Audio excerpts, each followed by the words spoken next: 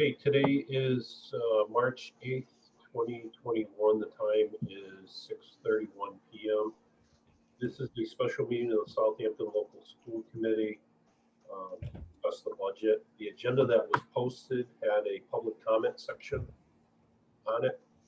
So since it was posted that way, any member of the public that has a connection to Norris may speak at this time. This is not meant to be a Q&A nor a debate. The speakers, when identified, should state their name and connection to Norris and make their statement. Supporting documents and/or materials should be emailed to the committee at southtk@symbol.hr-k12.org. Motion to open up public comment, 15 minutes. Speakers will be limited to 3 minutes. No one to repeat until everyone's had a chance to speak once. Second. Greg. Hey, White, I have something to say. On the motion? No, you're doing public comment, aren't you? Yeah, we just got to vote it first. Oh. Yep. Austin. Rogers, aye. Al. Did you say me? I couldn't hear. Al. Right on I. Leanne. Tauscher, aye. Greg. Bennett, aye. Lumbra. Aye. Before Matthew starts, since he wants to go first, anybody else in the public that wants to speak, just identify themselves in the chat. We'll call you in the order in which you identified. Go ahead, Matthew. So I'm not going to just jump in here because I'll let you direct me, but your mic is not right, or my computer's not right. It feels like you have something over your mic, maybe pieces of paper or something. It's very muffled to me. I don't know if it's like that for everybody else. John. How's that? Is that better? Way better. Yep. All right, so we're at the public comment section. Anybody?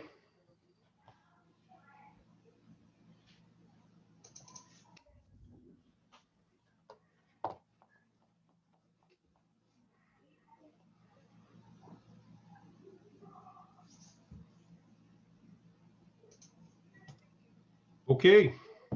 So can I go? Go ahead, Matt. Okay. I just want to, because I don't know whether you're going to involve me in this. This is your budget discussion, correct? Yeah, the purpose of tonight's meeting is the initial budget portion where the school committee will give its input and suggestions to the administration so that they can develop the budget. And then after they finish their process, it comes back to the school committee for final action. Great. So I just want to make sure that you guys were informed of kind of the overall budget directive from the town and kind of the town's perspective. That, you know, I wasn't CC'd on any of these emails, but I know that out of select board we tried to you know, for this year's budget, we tried to basically, we're trying to ask each of the major departments to put together what amounts to 3 separate budgets, really. I mean, it's the first one is kind of the worst case scenario, which is more or less, to be coined, the level funded plus contractual increase budget. So basically, like, the leanest budget you can come up with while still satisfying your contractual increase. And just to be straight here, level funded is different than level service. Level funded is literally just following the dollars around plus contractual increase. The second one would be a level service budget. And that would just be simple because that would include your contractual increases. And then it would also account for how you would maintain a constant service. And then the third one, which is important to me because this is something that I am supporting this year personally, and also at the select board level. I do think that the majority of select board people will be supporting some formulation of this across each of the town departments, which will be essentially what will amount to an override budget that we're going to hopefully present to the voters at the ballot box. You know, it'll have to go to town meeting, but then it'll have to go to the ballot box to be approved. And similar to the one we were able to pass 3 years ago, you know, kind of all boats rise together and all boats stay the same together, if that's a thing, in that we're not going to you know, if we have the choice here, we're not going to do an override budget like kind of by department. It'll be a formulation of each of the departments, school, the major ones are school, highway, fire, EMT, police, town hall. Then of course, you got others, library, board of health, etc. These things are to be prioritized, so this is a long-winded thing, but like for your override budget, you've got to come to the table with what's going to make your school better. What are those things? How much do they cost? And then the rank order of each of those things. So, it's more or less a needs list. I don't want it to be a wants list. Like, wants are different than needs. I still think that I think that your budget is still falling short of your needs. Of course, it's falling short of your wants, but I still think it's falling short of your needs. And I think that that's the case for every town department. So not just the school, but certainly every town department falls short of their needs. So you need to prioritize your needs list that you can't get into those other two budgets. And we need to know in order of magnitude, the costs of each. Those will go through the appropriate process with the finance committee and ultimately to the select board. They'll be weighed against other needs in other town departments. And then ultimately we'll hopefully come up with what amounts to a well-positioned and responsible override budget, because without the responsible override budget, it will never pass. But if we can make a good case to the electorate that these are the needs and desires of the town across multiple areas of our town, I think that we can garner support, similar to the way we were able to garner support last time. So I want to make sure that that was appropriately conveyed. It would have been conveyed by Ed Gibson, or at least it should have been. And if it wasn't, well, I'm conveying it now because I want to make sure that you're not left out in the rain, so to speak, because the other town departments will be doing this. Bobby, I just want to finish public comment before we get into Q&A. Okay, mine is just a question to Matt, that's all. Fine. Clarification. I'll allow it as long as we don't get out of control. Okay. Go ahead, Bobby.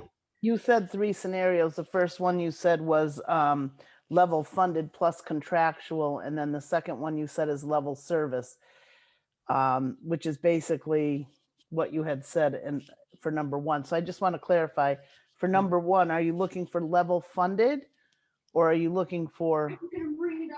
Yeah, so I view level service and level funded as two different things. So Okay. level service, what I view is the cost to provide a similar service or the same service as last year.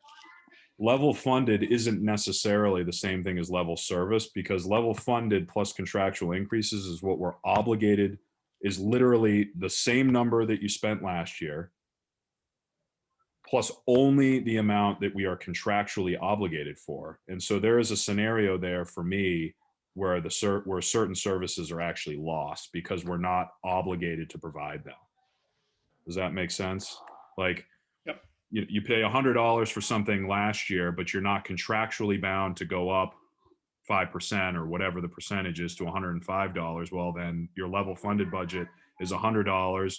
You either provide that same service for $100 or you just got $100 and you got to provide a little bit of less of a service because you can't do it for the same amount of money, but we're not contractually bound by it, if that makes sense.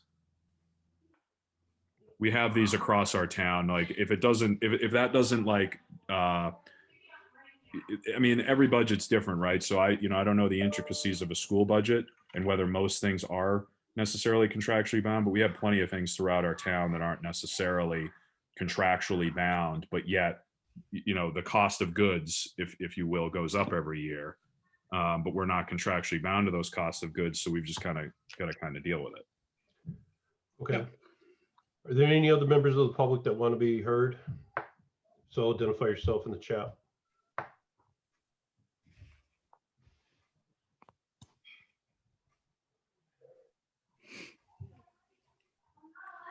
Okay, I don't have any on my side. Michael, do you have any in yours? Nope. Okay, time is 6:40. This ends the public chat section.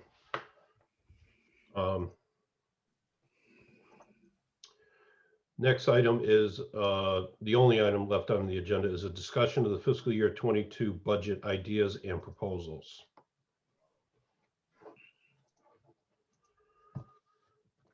So I think first we could start with maybe a 2-minute budget 101 for the new members of the committee on how the process is going to shape, or traditionally how it goes.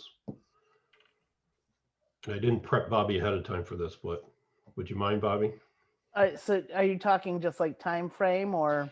Well, just, yeah, what traditionally happens with the budget, when does the committee get involved? And what's the ultimate goal for the committee? Okay. I guess. Well, the ultimate goal is, that's one of their big parts of their reign, if you will, is to, work with the budget.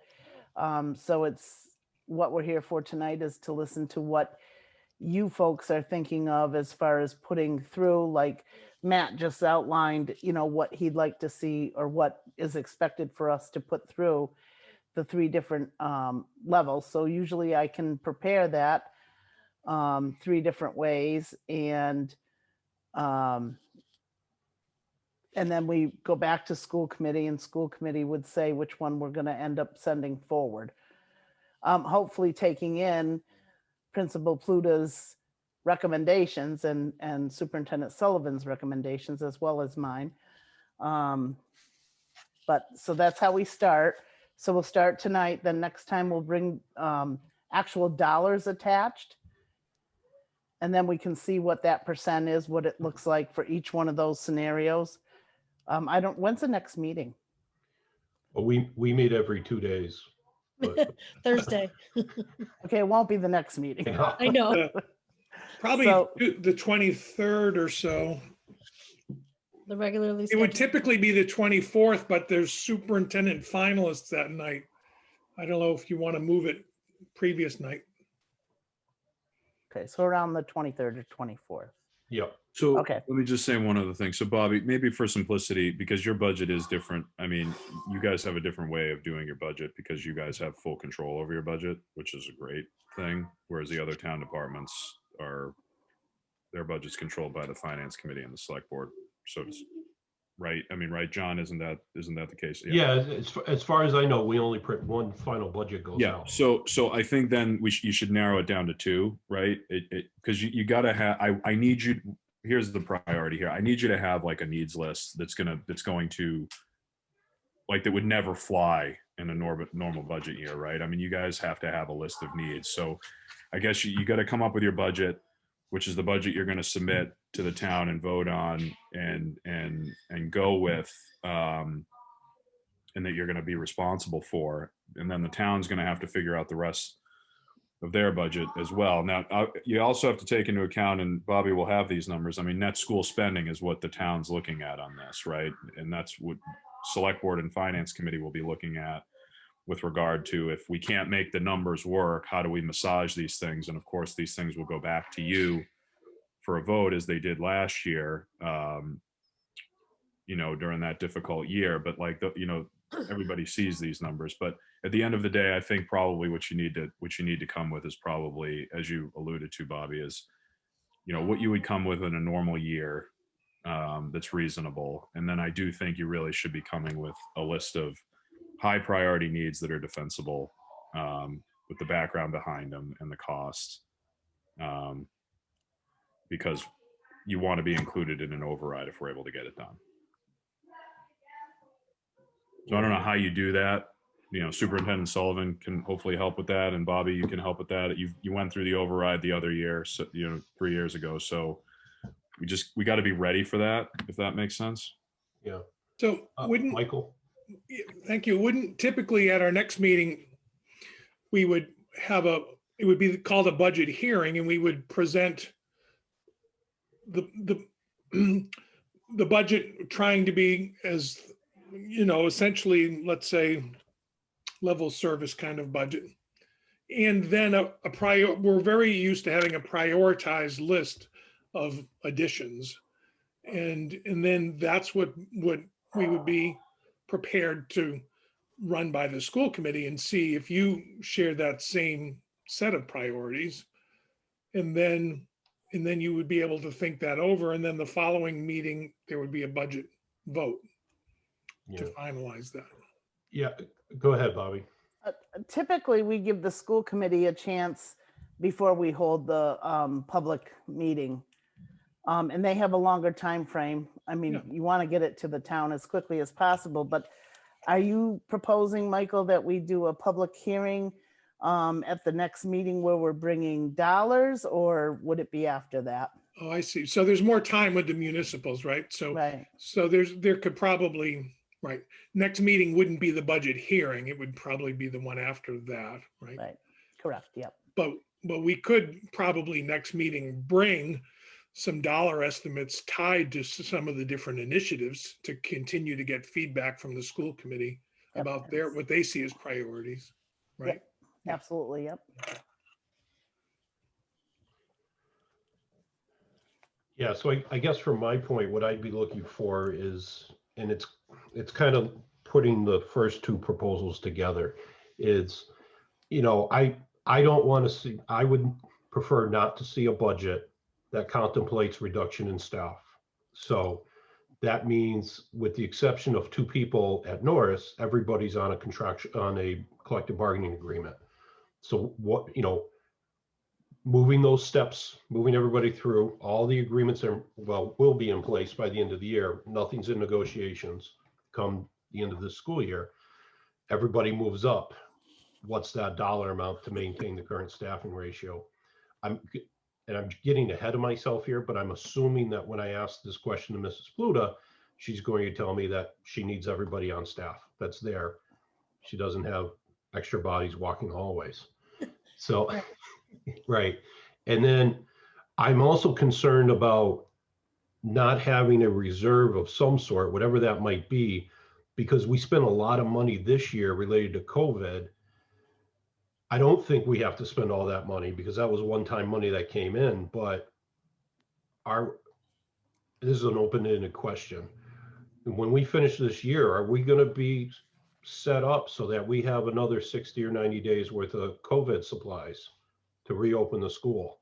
And maybe we won't, but there's limited areas that we can find discretionary dollars within the school budget already. And then to Matt's point, okay, here's what we need to maintain the current level of staffing that we have, which I believe as of next week is going to include restoring the music teachers post that we've gone all year without to save dollars or reallocate. But then there's our wish list of, okay, we want XYZ, whatever it is. And here's the dollar amount, and here's why we want it. We prioritize that way. Then we take what I'm considering our level budget, which is just the budget we need to meet all the payroll costs associated with what we are already contractually tied to. 1 to 99 add-ins, whatever they're going to be, approved. And then that would be, in theory, the number that goes forward. So to Matt's point, when we get to the finance committee, because we only have one shot to go into finance, here's the breakdown of the 7 components that make up our budget. Here's the staffing. This is an absolute bare minimum. And then these are the extra things that we would like, and here are the numbers. But the other thing that I would need, and I think Michael sent it out already, I believe that calculation you sent out had the net school spending number in there, the corrected one? Or? Yeah, it's got a minimum required contribution, yes, if that's what you mean, yep. Is the minimum required contribution different than net school spending? Most years for most districts, no, it's usually the same. So, Okay. yeah. Yeah. Yeah. So I'd That's it. almost, here's our wages. Here's the minimum net school spending. Hopefully it's higher than our wages. And then what's that gap? Because I think at a minimum, we have to get to the net school spending number, Mhm. right? Yep. Anybody else want to chime in? Can I say something? Yes. When Matt was talking, I was taking notes and I just want to make sure what I wrote down is exactly what he said, because I feel like when he repeated it, it was different. So just so we're all on the same page. Number one, worst case scenario, level service budget plus contractual increases. Number- Level funded, No, And number two, he said level funded. other way around. so, yeah. Okay. Number Yeah, one's but the same combine, dollar amount you have this combine year. those two as John indicated. Right, John? Yeah, I agree with you on that. And Bobby does too. Just combine those two. That's your go forward budget if everything else fails. Right, because Right.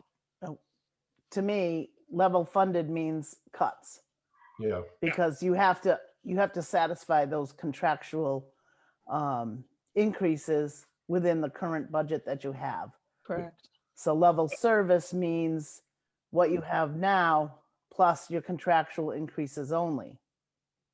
Yep. So So just John- yeah. So just narrow those for the sake of you guys in the school committee, but especially based on the fact that the committee decides this. Those two should be combined. For the other departments in town, though, they're not. But that's fine. yeah. And I think as a sign of good faith to the other departments, we can show what those total numbers are, so that there's no mystery in what our level of service number comes out to be. It's this, and X amount is contractual wages, which should be the same percentage as last year's budget.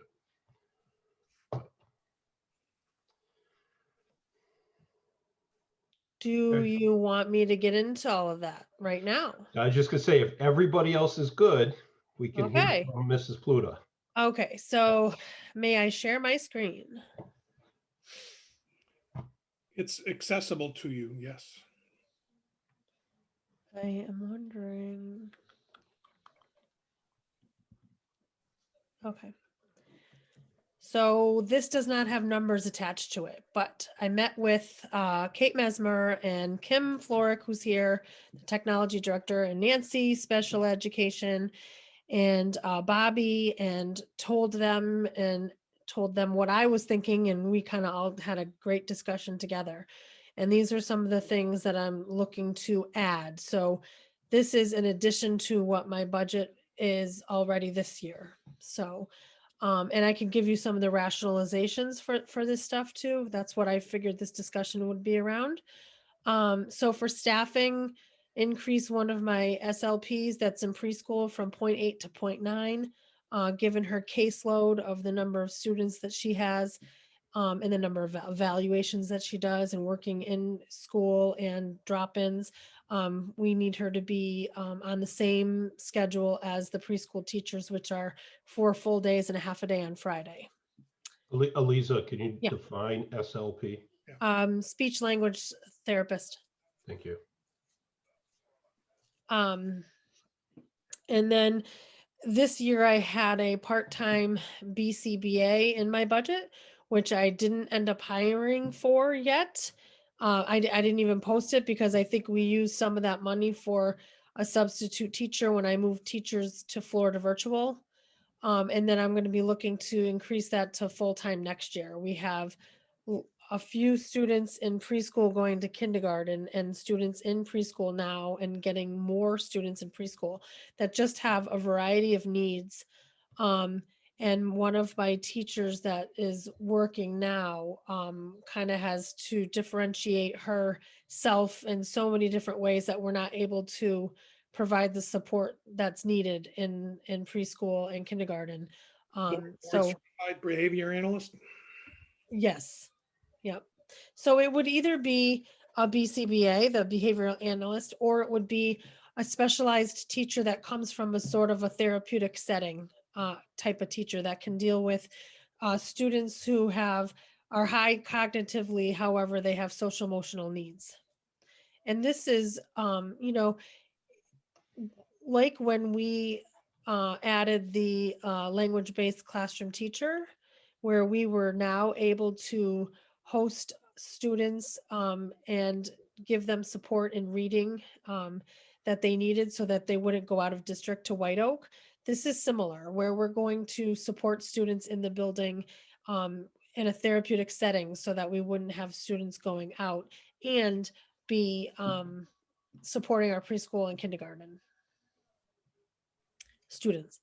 And then increase our technology position from part-time to full-time.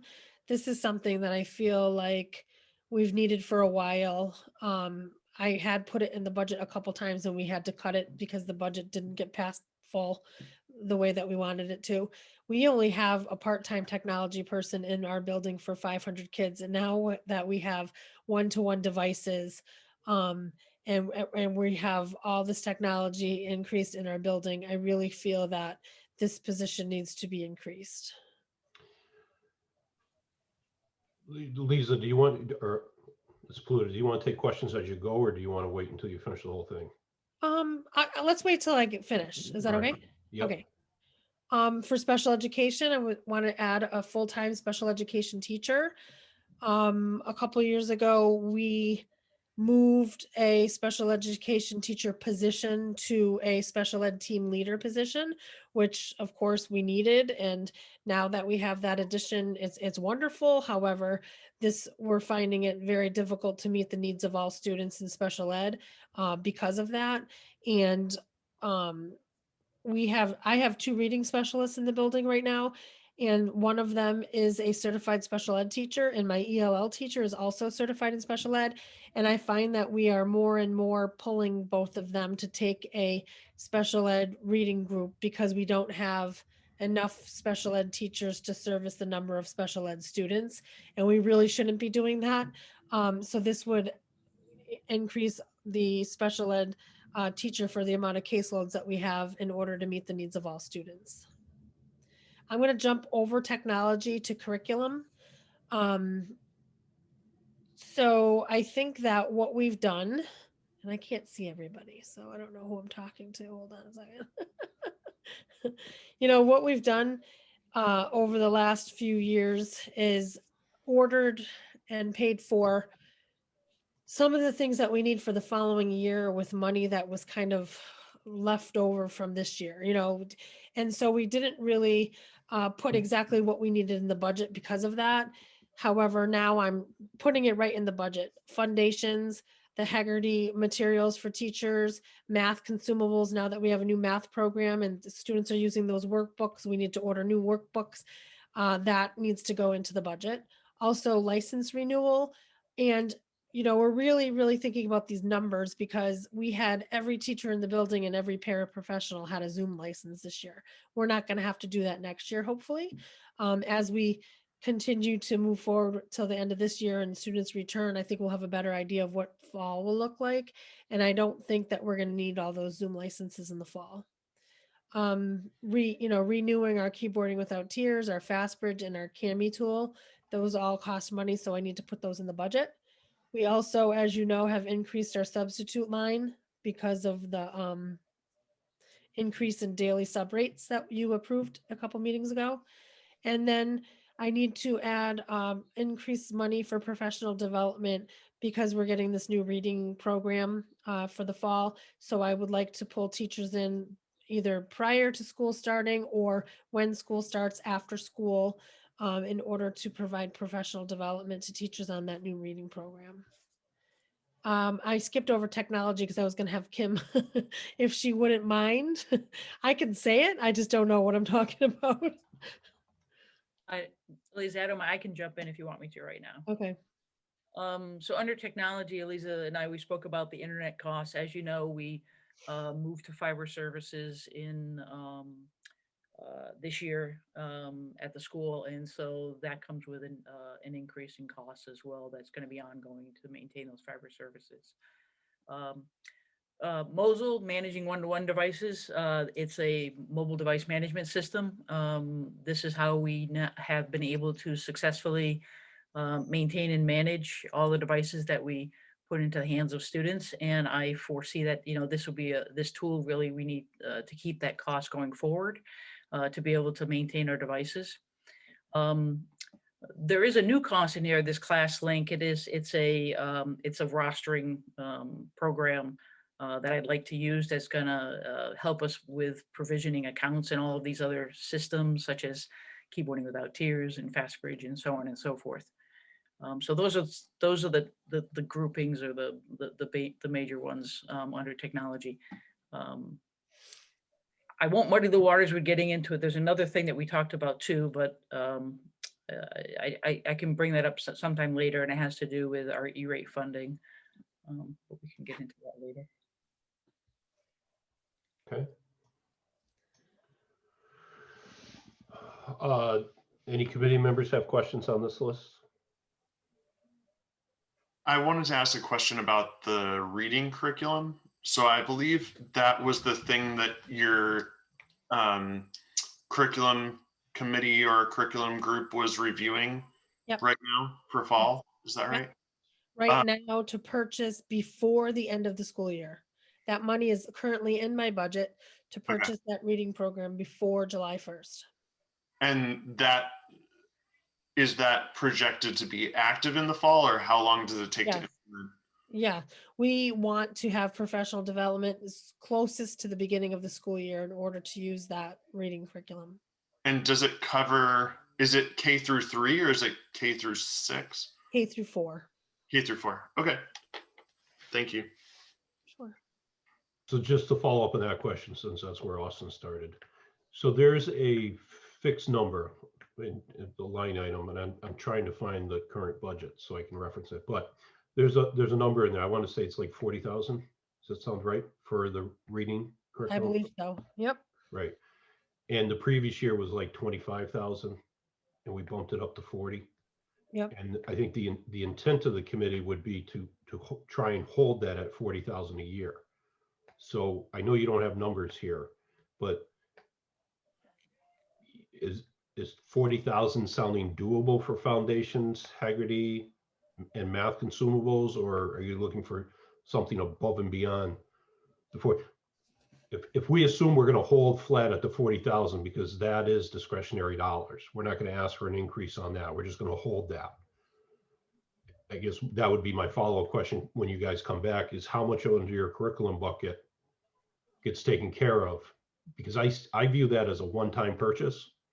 And if every year we're doing a one-time purchase, we took care of math before, now we're taking care of reading. Right.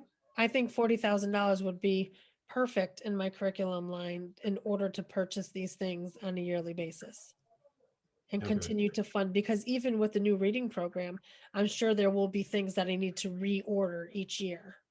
So Right. to have that kind of money in a curriculum line, I think would be very helpful to the school going forward. Okay. And then I guess for discussion purposes, under the position for IT, there's a group of us that were talking, well, I mean, how would you feel if we funded that position but took the position out of the school? If we made that a position up under central office, direct report to Kim, and the job description said that 75 to 80% of their job duties had to be performed at Norris, but that she was able to use it. And it just bring me on the spot, so it's just something to think about, and Right. you guys can talk about it afterwards. The reason why I like that idea is you may be the best IT person there is, Eliza, but we're paying Kim for it, and anything that we can put up at central office saves our budget and falls under the central office. And from time to time, that position could be used to help on other projects, and therefore the other communities are paying for it. It's a discussion for you two to have offline, and then let me know what you guys want to think about it afterwards. I just wanna say that's the Talk to first- Bobby and talk to Michael too. I mean, just administration. Greg? I was gonna say that's the first I heard of the idea, but I like it quite a bit. There's a lot of coordination that needs to be done, so the more you can have those two in synchronization, I think the better experience you're gonna have that way. But I think it would be essential to make sure that any person like that would have to be stationed at Norris as their regular workplace, so as to be, directly on hand with the students and teachers as they have those issues. Well, I was kind of envisioning a policy up at central office that said every school that has over 400 students could have a designated support person, so to speak. Bobby, did I see your hand go up? Yeah, I was just looking sort of for that clarification as well. If you're talking 75% Norris and 25% district-wide,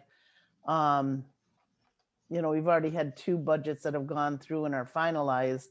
So I We- just was looking for clarification on that. Yeah, and it might be something that we agree upon this year, but because the horse is already out of the gate at regional, we have to absorb the cost this year, but next year it gets caught up. Okay. Assuming I can convince the other 4 chairs to go along with it, but it's just a thought. Under our existing budget, and again, I don't have it in front of me, Bobby, but do we have a department for IT that we could go, we could see the Zoom licenses, the seesaws? I know they wouldn't be spelled out specifically. Sorry. No, the only thing we have right now is we have a technology supply line for $6,000. That's all we have for technology. The others are intermingled within different areas, and I can break that out for the next time to tell you where they're exactly paid from. But there's contract services, and then there's other areas where there's supply lines that some of those current licenses that we have are typically being paid from. And I don't know that this creates more work, but I mean, if it would be simple enough to have its own department within the budget under Norris, Move I it think out. that would be good, because I think one of the things that we were very successful in is getting the school up to speed on the high speed internet and going with the one-to-one, that we were very clear in the beginning, this was going to bring additional cost for maintenance to keep this up and running.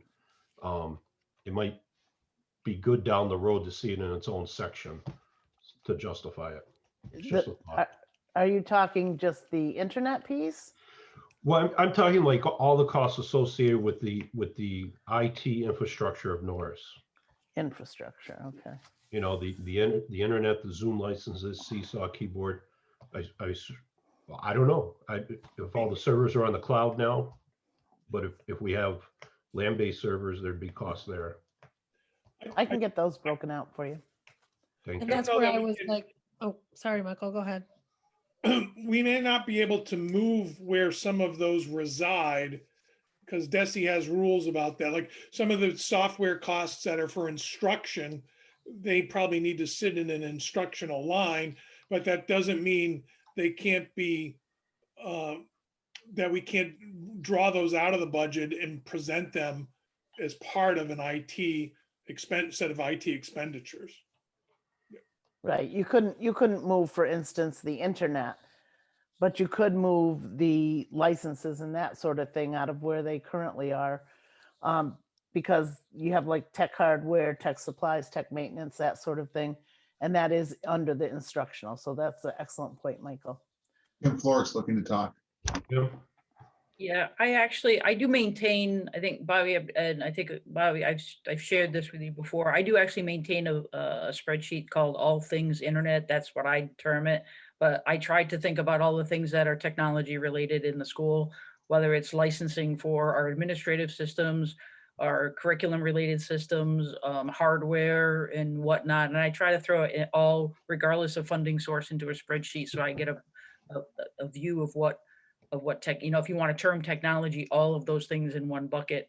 I certainly continue to work on that with Bobby and with Eliza and I think maybe that's what you're looking for, John. It's just sort of this all things technology related to keep the school going. Right. Yeah, because I imagine after what. And their statutory, I guess, accounts for reporting. Yeah. But that has been Kim's dream for a long time. She's been pushing for that, and maybe this will be the start of all good things. And so when you look at this budget, obviously, I mean, it's not a level services or a level funded. It is what we need. It's based on my school improvement plan and our priorities of being able to provide a tiered intervention system, because the halftime math interventionists are still in there from this year. And so this is in addition to what would have been in our budget this year. Hopefully next year, my Florida virtual teachers are back in the classroom and we are not, breaking apart the faculty the way we had to this year because of the pandemic. And so with all of these, with these new positions and the positions which were in the budget for this year, it would make us whole. And it would put us in a really good position to be able to support all students that need it. Okay. One of my other questions, and I know a lot of my questions, I'm not expecting answers tonight, but if you have them, that's great. And I know Nancy's here in the audience. Under the additional special education teacher, I guess when I think about classroom teachers, you know, my mind goes to that section of the contract that says, here's the maximum capacity per classroom.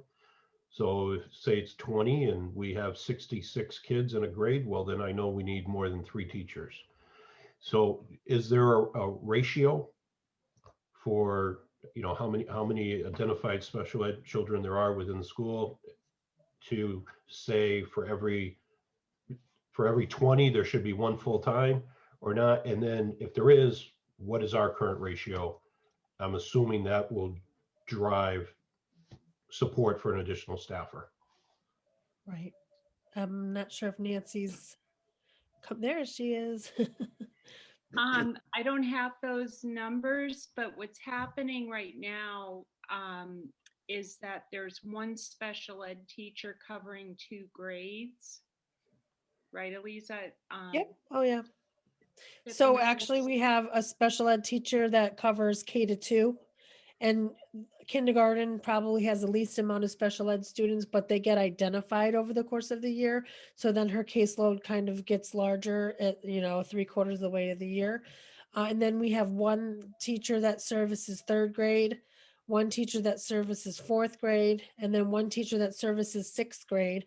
So the 6th grade teacher is now servicing some of 5th and 6th, and the 4th grade teacher is servicing some of 4th and 5th. So this person, you know, there could be some shifting that goes on, but at least we would have a K-2, a 3, 4, 5, and 6. And you know, over the years, I've talked about how we've had to differentiate our support, and that's really what it is. So we have 4 or 5 teachers that are certified in Orton Gillingham, and they have this specialized service of instruction that they can do, you know, all the levels. And then we have staff that have left and new staff that have come that may not be certified in Orton Gillingham.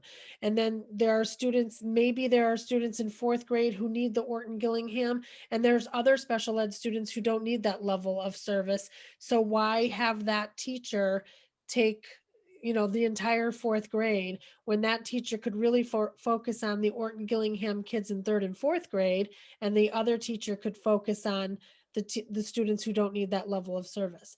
And especially when you're also servicing students in math, it's not just ELA special ed services, it's ELA and math. And just based on numbers and schedules, it's not very let's say cohesive, you know, and so the times that you can pull students, you can't pull them during specials, you don't want to pull them during general ed instruction.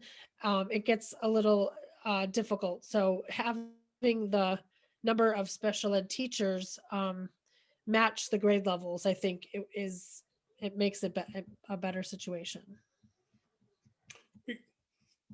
And Nancy, is there a caseload ratio that is most comfortable, or do other districts use?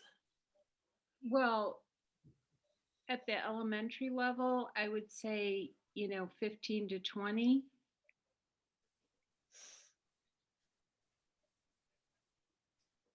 Michael?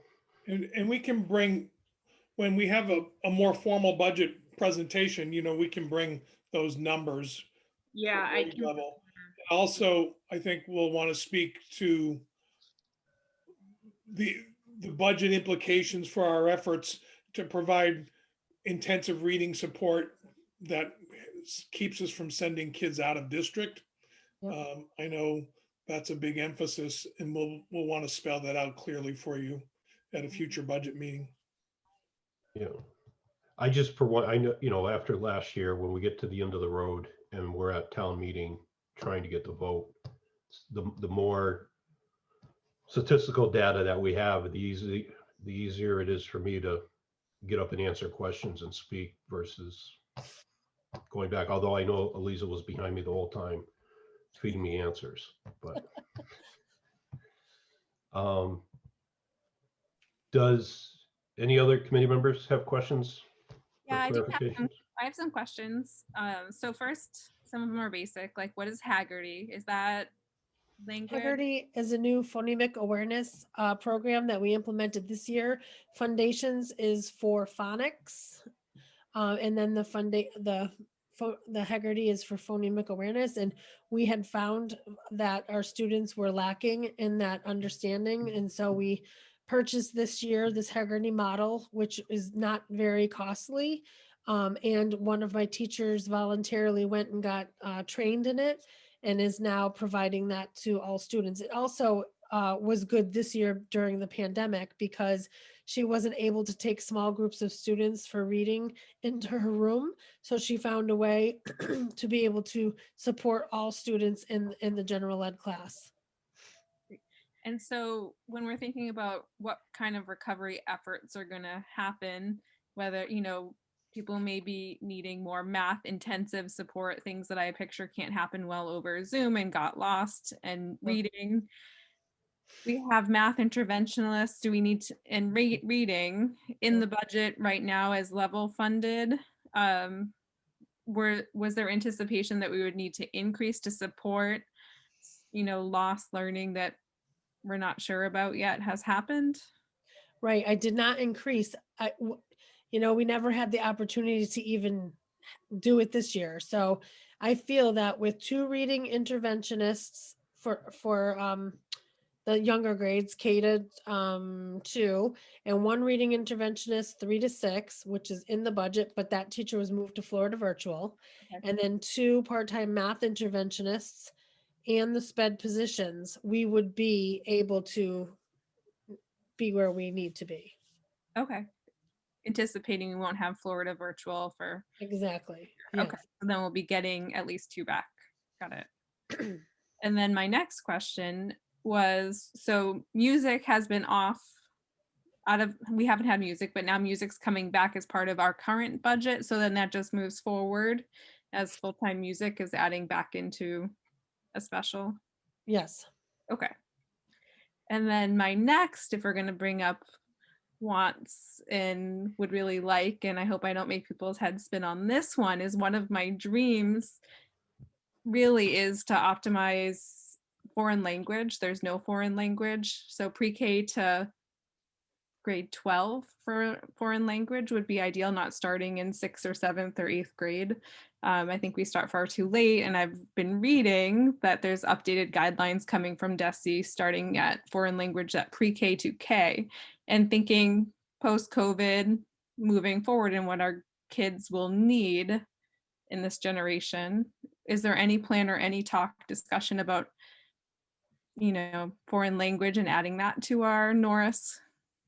No, but it's a great idea, and I would love to have that. I just try to get what I need at this point. I think it's something that is a huge miss if we don't have it. And our kids are going to be, it's a very global environment that they'll be growing up in, and teaching them before age 6 when their language capabilities are so much greater is so much, obviously you get higher levels of proficiency. It's very clear. So that would be a huge priority and dream of mine to have at Norris. Awesome. Thank you.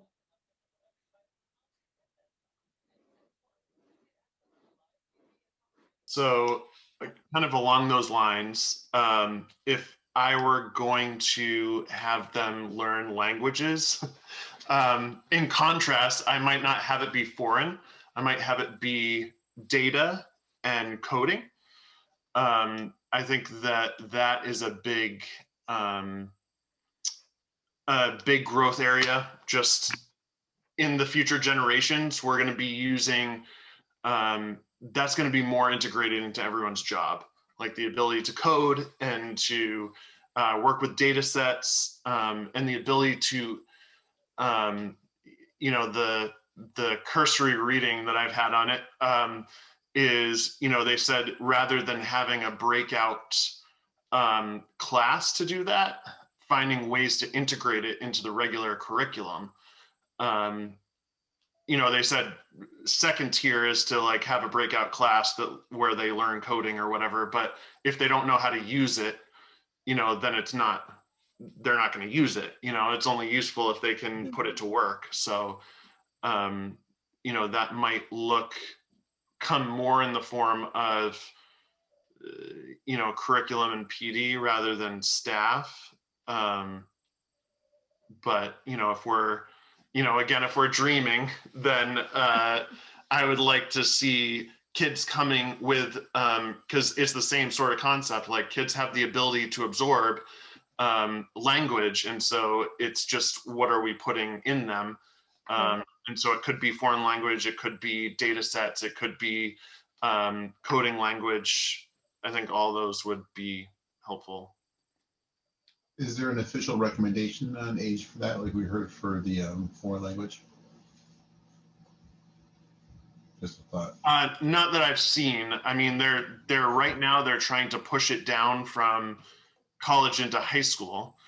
That's the big push. So they're using, they're trying to get data sets and data analytic capabilities into the College Board testing as a way to make high schools teach to the exam, because they see it as a skill that otherwise high schools might not be encouraged to teach to. But I think if we really want to give our kids a jump and, have them leapfrog over other students, it might be a good idea to get them started early. When I think back, I think I wasn't really starting anything in-depth technology until like 4th or 5th grade. But I imagine that you can get kids. I see Kim is waving. Maybe she has some more. Chomping at the bit. Go ahead, Kim.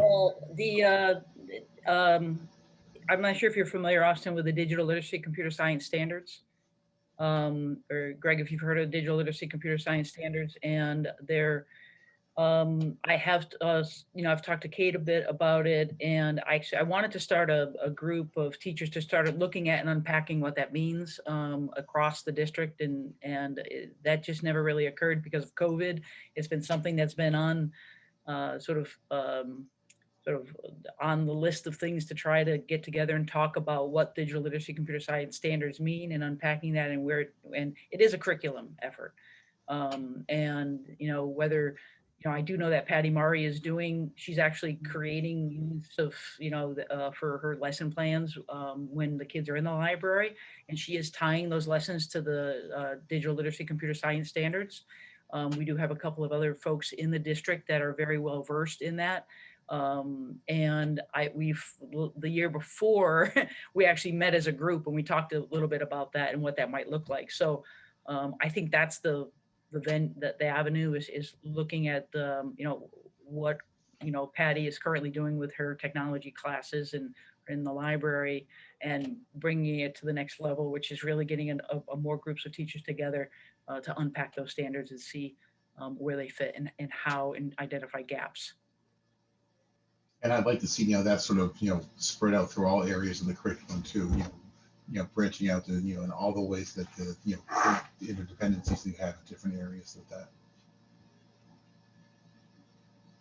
And this, I want to say too, as far as encountering technology when you're, at a young age, I'm the kid that bumped into the computer the first day of school at kindergarten, and look where I am today. If you have a lifelong, rapport with, that sort of environment, I think you'll definitely find that you have people who have a lifelong love of the technology that way. So just want to say I'm endorsing in favor of that. There are some online programs, like I know Tinker is one of them. I had a student who used it, and he was only in preschool.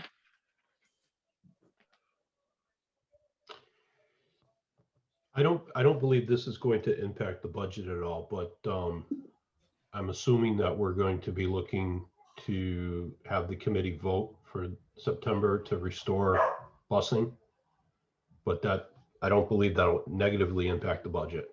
Still the same cost, right? If we lower from the 2 mile radius down to the 1 foot distance. Okay. Other wish list items? Other than year-round school? Since we brought up the, I'm not for year-round school, sorry. I caught that. Well, I caught it. So since we're talking about busing, I think at one of the meetings we mentioned bus monitors. Do we have bus monitors on every bus? Only, Somebody vaguely mentioned bus monitor. Right. And I don't remember what we were talking about, but I think we were talking about the seating capacity because I have it in the Right. minutes of like, Right. we need a seat for the bus monitor. I was, we have hired temporary bus monitors in the past when we've had students who needed support on the bus, or there may have been a bullying issue where we needed to keep our eyes on. But it's not something that we normally have on the bus. okay. Gotcha.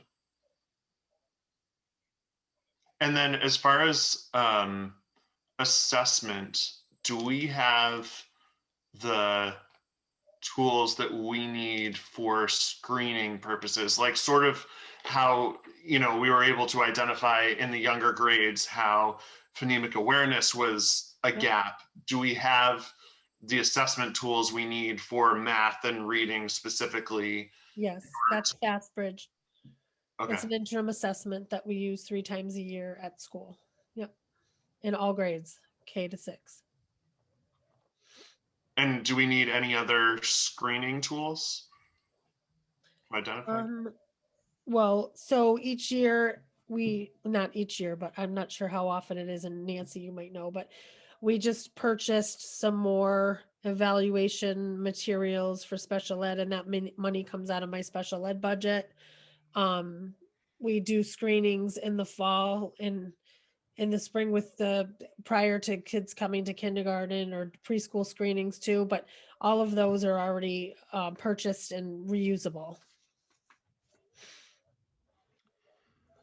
So the other thing is, I know that we've utilized, I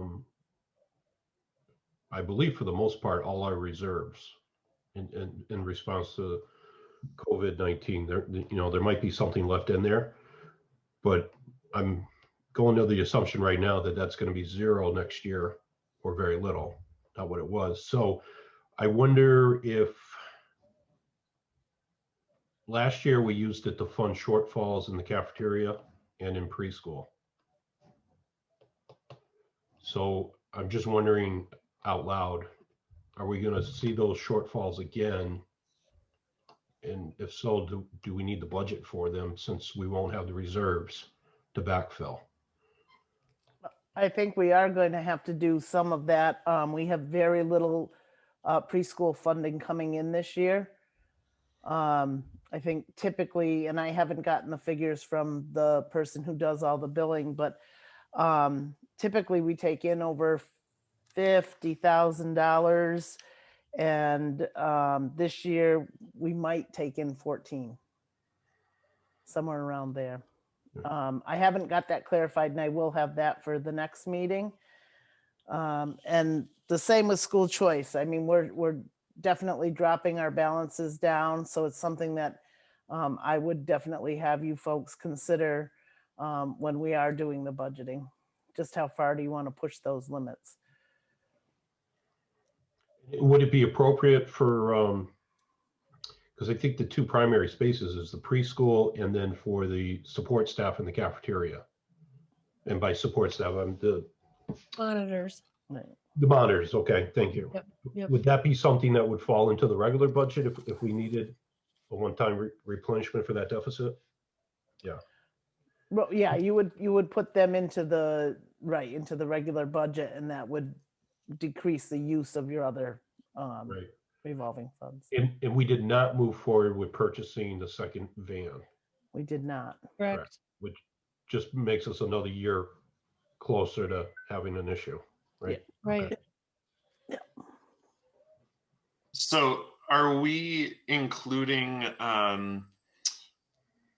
all of the replacement filters and things that we, for units that we installed this year, as far as HVAC stuff, is that considered in the operating budget for The this? MERV.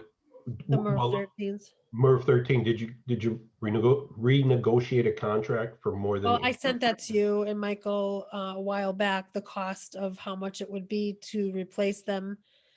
I don't remember what it is off the top of my head, but yeah, Bobby, I don't think we added that to the budget. We did not. No, good catch.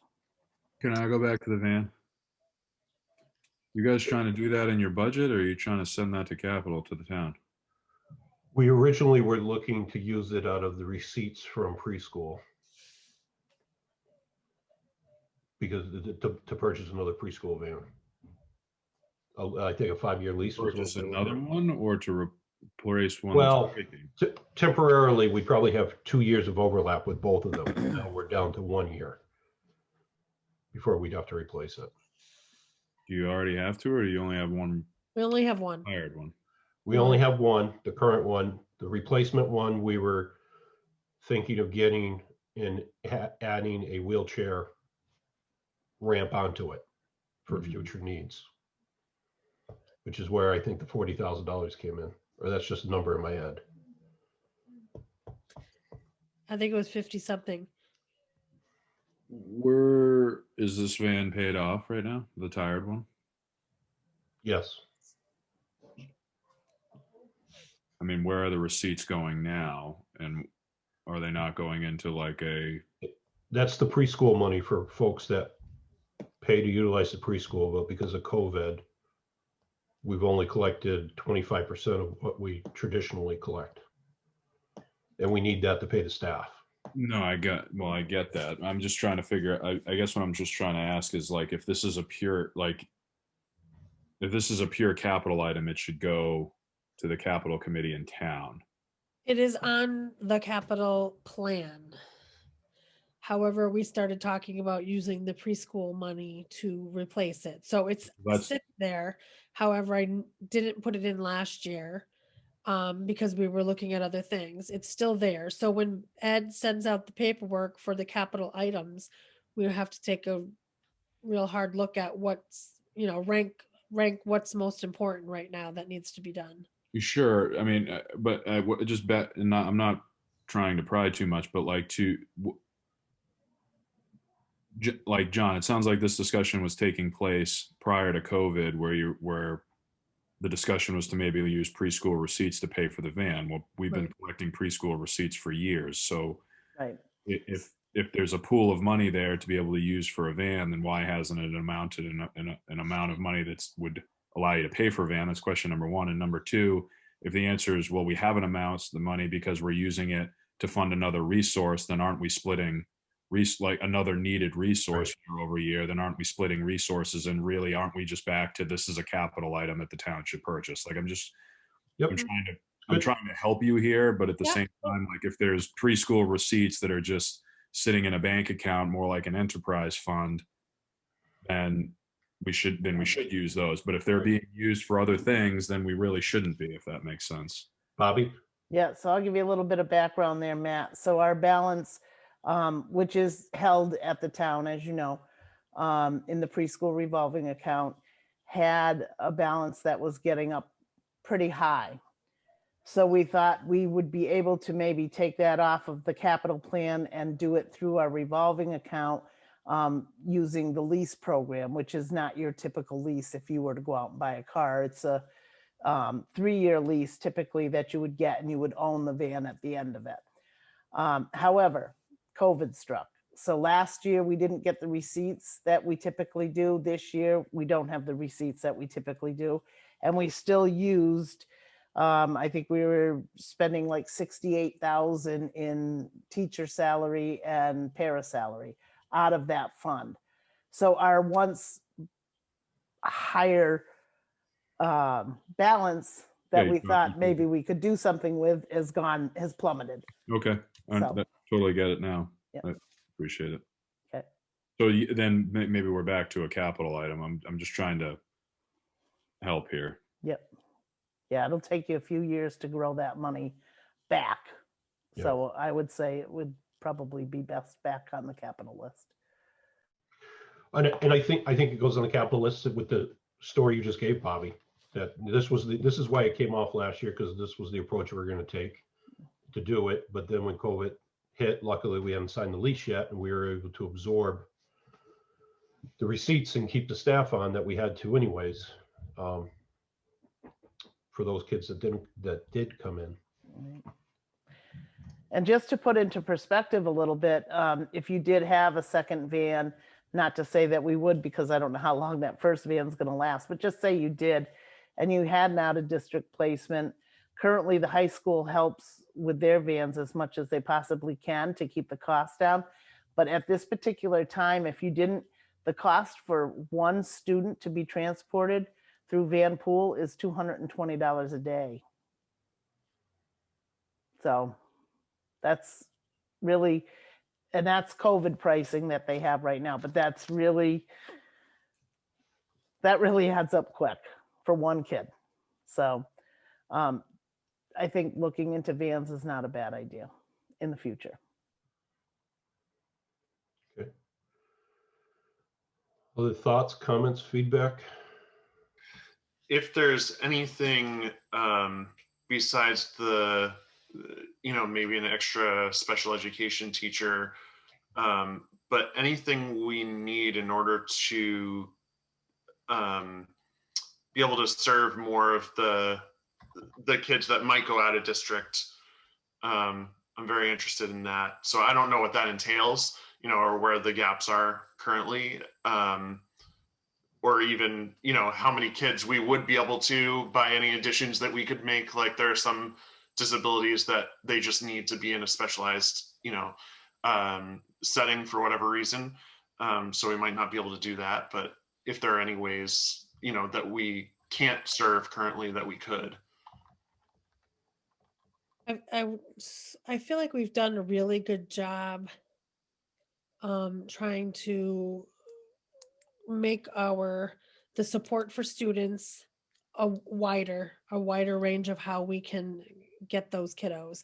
I think we've done a really good job, but the hard part is I feel like I come to school committee every year when we talk about budget and say, we have this great idea for the landmark training and we're going to have a language-based classroom teacher. And now I'm talking about this therapeutic, type BCBA person, everything.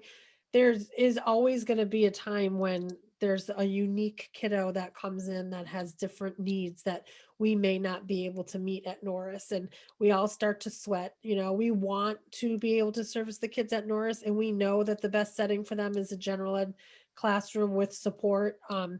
And with all the support staff that we have, we should be able to do it. But there's always something, and I feel like we're so successful when we had this language-based program, and I'm so grateful to have it, and our teachers is phenomenal. But you never know what you're going to get. And we have students who need the services of Clark for hearing. That's not something we anticipate. It just happens to be. And we want those students to come to us too, but we can't always, it's like we're chasing our tail trying to find all these specialists so that we can keep the kiddo in, but it's still cheaper than sending the child out, right? Hiring one teacher as specialized is a lot cheaper than paying for a van to go to some specialized place for a whole year. Yeah. I mean, obviously there are exceptions like that where we're, it's probably not as realistic. But the dollar piece is good, but also like keeping kids in their community, that's Exactly. a really big piece too, is like, maybe we don't have to make them spend half their life on a bus ride. We can serve them right here in town. That might be preferable. And then they're with kids in their community and, I agree.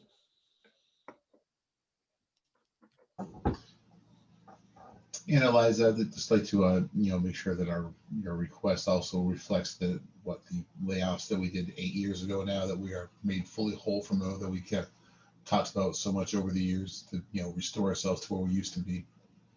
Yep. Especially for those of you who are new in the committee who don't realize that we had to go through that horrible process. I think it is 8 years ago. It could be 9 now. And we're still, I don't think, quite where we used to be as far as staffing levels go. This is my 7th year, and when I came in on July 1st, the cuts had just happened for that coming year, so 2014. Thank you. Anybody else? Michael, any pearls of wisdom as the departing superintendent? Anything we should do? You're muted, Mike.